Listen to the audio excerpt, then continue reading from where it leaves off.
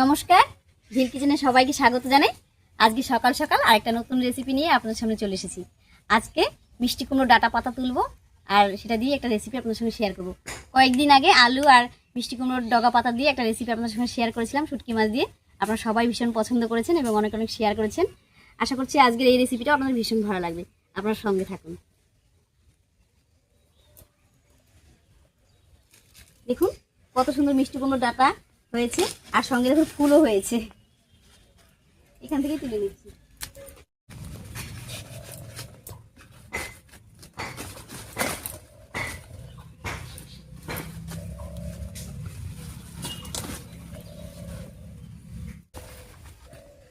এমনিতে অনেক সময় মিষ্টি কুমড়ো শাক রান্না করলে একটু খসখসে মতো লাগে, তবে আজকে আমি যেভাবে রান্না করব এইভাবে রান্না করলে খসখসেও লাগবে না আর মাখলে পরে ভাতের সঙ্গে একেবারে মিলিয়ে যাবে।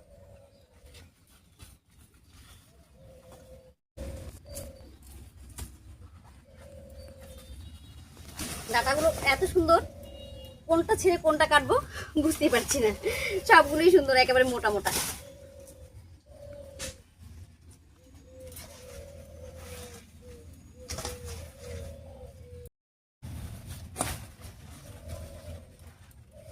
বেশ অনেকটাই শাক কেটে নিয়েছি আর এই দিয়ে হয়ে যাবে। এবারে গিয়ে বেছে নিচ্ছি।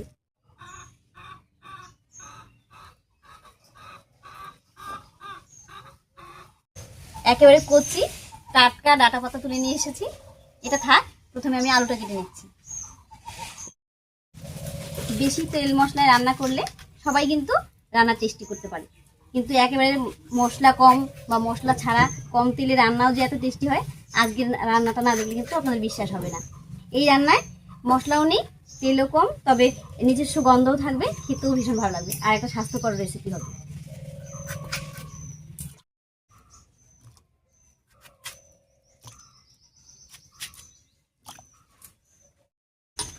আলুটা কেটে নিয়েছি, এবারে উনুন জ্বালিয়ে নিচ্ছি।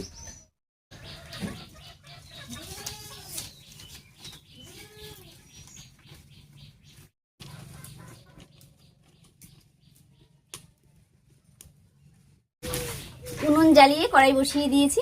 এবারে কড়াই সামান্য একটুখানি সর্ষের তেল দেবো।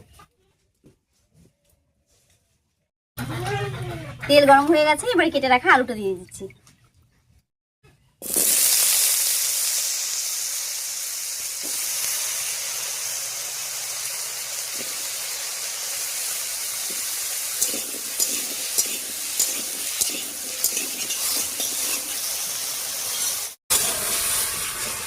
আলু দিয়ে নাড়িয়ে নিয়েছি, এবারে স্বাদ মতো লবণ আর হলুদ দেবো। দিয়ে দিচ্ছি স্বাদ মতো লবণ আর দেবো সামান্য একটুখানি হলুদ।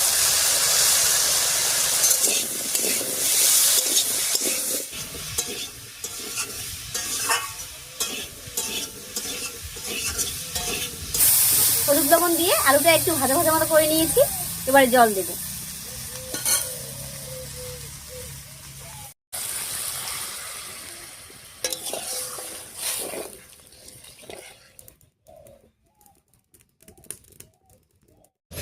এবারে ঢাকা দিয়ে আলুটা বেশ কিছুক্ষণ রান্না হতে দেবো আর এই ফাঁকে আমি মিষ্টি কুমড়োর ডগাটা কেটে নিচ্ছি। আপনাদের মনে হতেই পারে যে আমি সবকিছু কেটে বেছে তারপরে রান্নাটা বসিয়ে দিতে পারতাম। আসলে ডগাগুলো খুবই নরম, খুব তাড়াতাড়ি রান্না হয়ে যাবে, তাই পরে বাচ্ছি। আলুটা রান্না হতে একটু বেশি সময় লাগবে, তার জন্য আলুটা রান্না বসিয়ে দিলাম। এতে আমার সময়টা বেঁচে যাবে আর রান্নাটাও তাড়াতাড়ি হয়ে যাবে।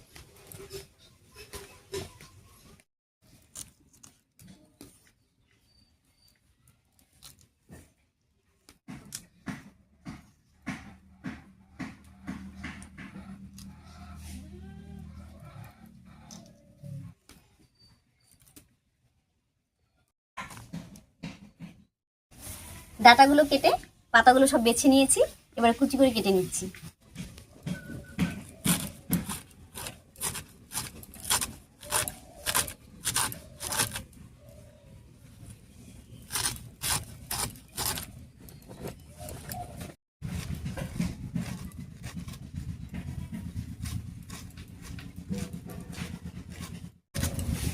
পাতাগুলোও কুচি করে কেটে নিয়েছি, এবার পরিষ্কার করে ধুয়ে নেব।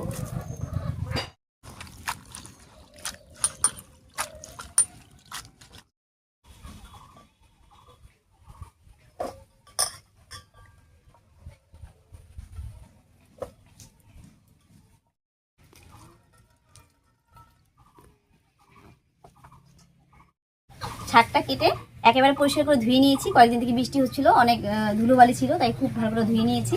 এবারে আলুর উপরে দিয়ে দিচ্ছি। এদিকে আলুটাও ঢাকা দিয়ে বেশ কিছুক্ষণ রান্না হয়ে অনেকটাই নরম হয়ে গেছে। এবার শাকটা দিয়ে দিচ্ছি।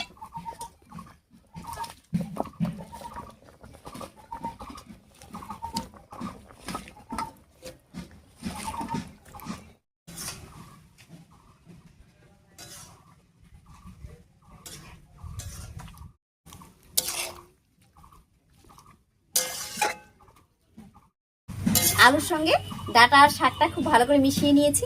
এবারে ডাঁটা আর শাকটা সেদ্ধ হওয়া পর্যন্ত রান্না করে নেব।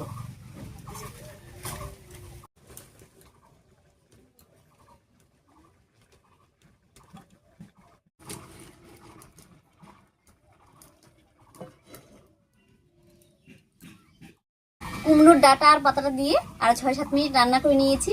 এবারে ঢাকা তুলে নিচ্ছি।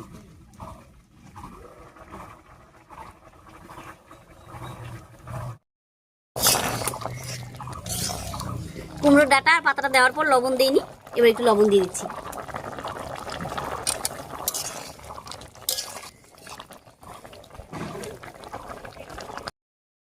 লবণটা দিয়ে খুব ভালো করে মিশিয়ে নিয়েছি।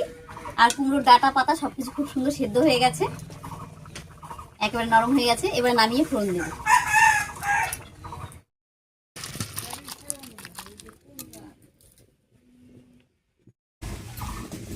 এবারে ফোড়নের জন্য কড়াইয়ে দিয়ে দিচ্ছি সরষের তেল। তেল গরম হয়ে গেছে। এবারে 1 চামচ 5 ফোড়ন আর চিরা কাঁচা লঙ্কা দিয়ে ফোড়ন দেবো। আর এই রান্নায় কোনো মশলা যাবে না, তাই ঝাল আর লবণটা একটু ভালো করে দিতে হবে। দিয়ে দিচ্ছি 5 ফোড়ন, এর উপরেই দেবো চিরা কাঁচা লঙ্কা। ফোড়নটা ভাজা হয়ে গেছে, এবারে নামিয়ে রাখা শাকটা দেবো।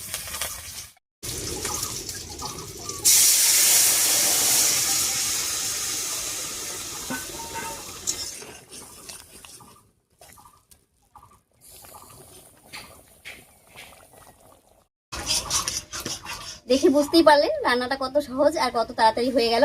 আর এই রান্নায় ডাঁটাগুলো খেতে ভীষণ ভালো লাগে, একেবারে নরম আর খেতেও ভালো লাগে, ঝাল লবণ থাকে ভেতরে।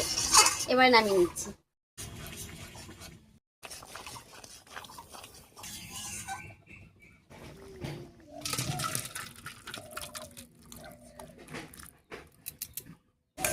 দেখুন রান্নাটা দেখতে কত সুন্দর হয়েছে, আর ভাতে মাখলে একেবারে মিলিয়ে যাবে। আর ডাঁটাগুলো দেখুন কতটা নরম হয়েছে, একেবারে নরম। যাই হোক, আজকের আমার এই ছোট্ট সহজ রেসিপিটা আপনাদের কাছে কেমন লেগেছে অবশ্যই কমেন্টে জানাবেন। যদি ভালো লাগে একটা লাইক করে দেবেন এবং চ্যানেলটিকে সাবস্ক্রাইব করে এভাবে আমাদের পাশে থাকবেন। এবং আপনার একটা লাইক বা একটা কমেন্ট আমাকে আর নতুন নতুন রেসিপি করতে সাহায্য করে। আজ এই পর্যন্তই, আবার দেখা হচ্ছে নতুন কোনো রেসিপি।